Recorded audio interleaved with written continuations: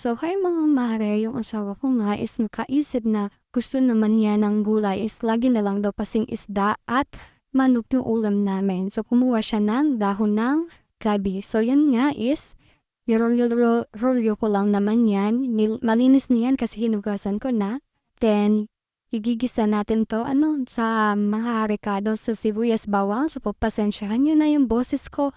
At first time ko nga po mag-voice over. So, ginayat-gayat ko lang yung mga sibuyas at bawang and konting luya. So, meron din po tayo dyan mga pampalasa. Then, ito po yung gagamitin natin na pangpaasim ng ating sabaw. Yan yung kamyas. So, gugasan lang natin. Then, hiwa-hiwain lang po natin para mas madali siyang maluto. So, humugas na nga tayo ng kaldero mga mare. So, pagpasensya yung kaldero natin at very clean nga yan, ha?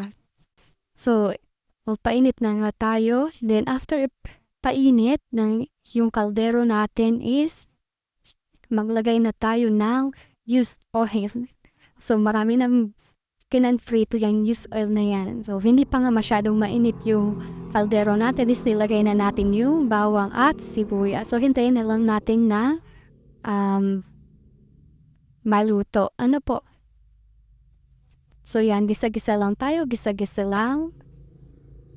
So, first time natin nag-voice over, so, pagpasensyahan nyo na rin.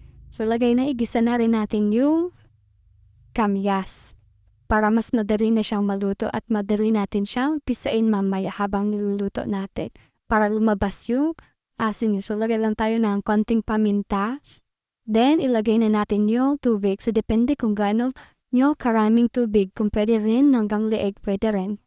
So, ilagay na natin yung gabi pag lagyan nyo ng kamya. So, habang hinihintay natin kumulo is kinuha ko na ngayon sa sinampay at baka nga ulanin pa at nagbabadya na rin yung ulan. So, ito si Makulit. Ayan. Gusto lagi nakabuntot sa akin.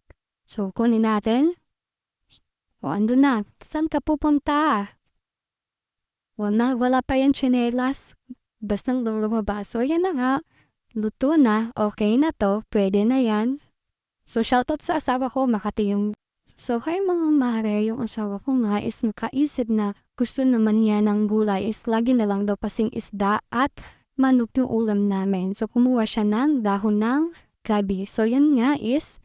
rolyo ko lang naman yan. Malinis niyan kasi hinugasan ko na. Then, igigisa natin to sa mga rekado sa sibuyas bawang. So, pagpasensyahan nyo na yung boses ko at first time ko nga po mag-voice over. So,